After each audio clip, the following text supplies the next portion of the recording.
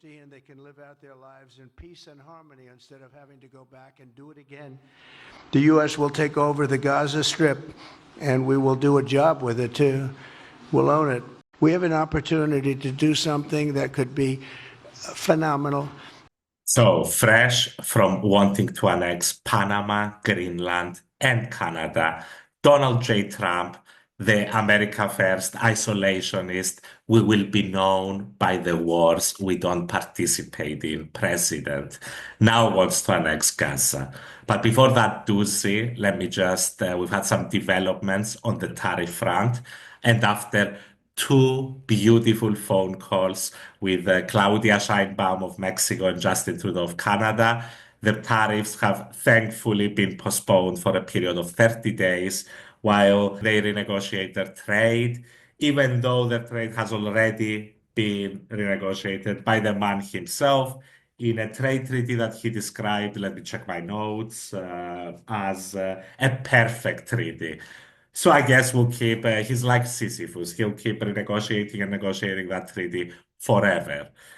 But let's call it good news on that front, at least for 30 days. And we had none of the sort from his press conference when he hosted Bibi Netanyahu, alleged wanted war criminal, to the White House for a beautiful tête-à-tête by the fireplace. So, did he give any indication of why he now wants to annex Gaza and own it? And be responsible for dismantling all of the dangerous unexploded bombs and other weapons on the site, level the site and get rid of the destroyed buildings, level it out, create an economic development that will supply unlimited numbers of jobs and housing for the people of the area.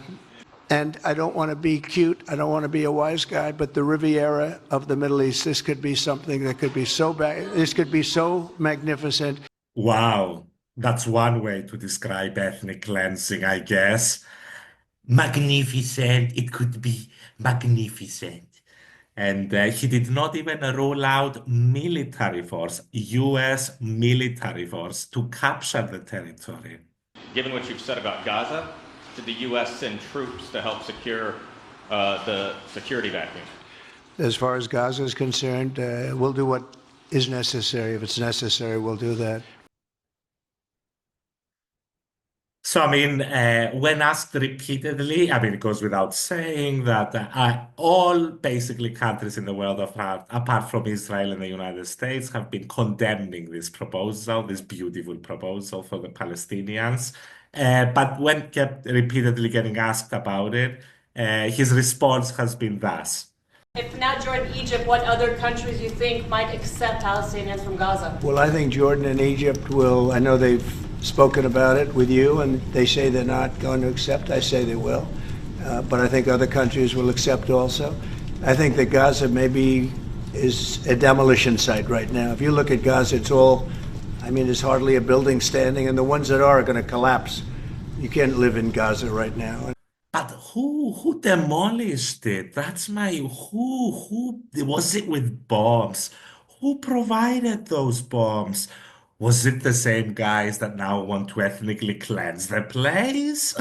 If we can get a beautiful area to resettle people permanently in nice homes and where they can be happy and not be shot, not be killed, not be knifed to death like what's happening in Gaza. This is a very, very difficult situation, but we're going to get it solved. I don't think people should be going back to Gaza. I think that Gaza has been very unlucky for them. They've just been so unlucky with Gaza. They're so unlucky that Bibi, my friend, and his friends, they sort of want Gaza for themselves, and that's so unlucky. Imagine if Hitler spoke like that about the Jews. The Jews, good people, great, beautiful people, but they've been so unlucky with Germany. Maybe we should relocate them to some alternative safe zones. They've lived like hell. They lived like you're living in hell. Gaza is not a place for people to be living. And the only reason they want to go back, and I believe this strongly, is because they have no alternative. What's the alternative? Go where? There's no other alternative. If they had an alternative, they'd much rather not go back to Gaza and live in a beautiful, alternative that's safe. I'd How like to many see it happen. people are you thinking about? All of them. I mean, we're talking All of the about Gaza- probably 1,000,007 people, 1,000,007, maybe 1,000,008. But I think all of them. I think they'll be resettled in areas where they can live a beautiful life and not be worried about dying every day. Have you ever heard a proposal for ethnic cleansing delivered so beautifully before? Truly the king of branding. At least two Nobels for this one.